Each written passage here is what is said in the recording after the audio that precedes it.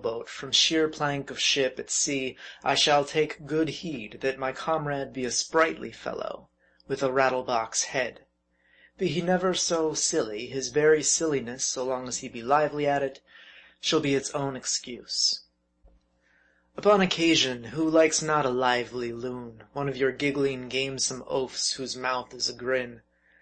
Are not such well-ordered dispensations of Providence, filling up vacuums and intervals of social stagnation, relieving the tedium of existing? Besides keeping up here and there, in very many quarters indeed, sundry people's good opinion of themselves, what if at times their speech is insipid as water after wine?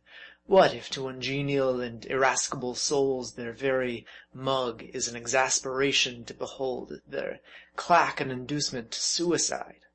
Let us not be hard upon them for this, but let them live on for the good they may do. But Jarl, dear dumb Jarl, thou wert none of these. Thou didst carry a phiz like an excommunicated deacon's.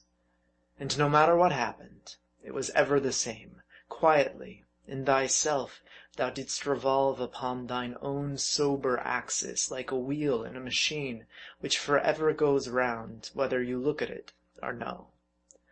Ay, Jarl, wast thou not forever intent upon minding that which so many neglect, thine own especial business?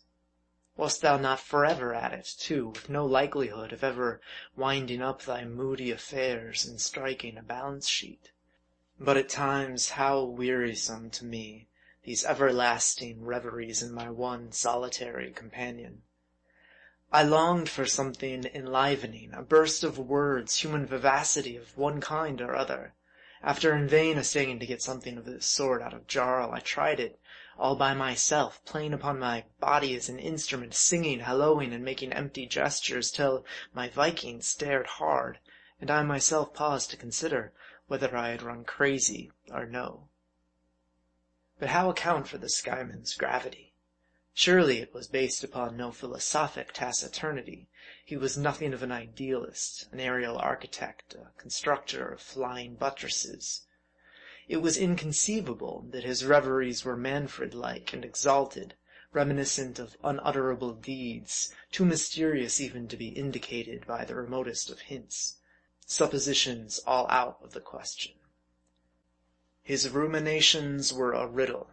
I asked him anxiously whether, in any part of the world, Savannah Surratt or Archangel, he had ever a wife to think of, or children, that he carried so lengthy a phiz. Nowhere neither. Therefore, as by his own confession he had nothing to think of but himself, and there was little but honesty in him, having which, by the way, he may be thought full to the brim, what could I fall back upon but my original theory, namely, that in repose his intellect stepped out and left his body to itself. End of chapter 11.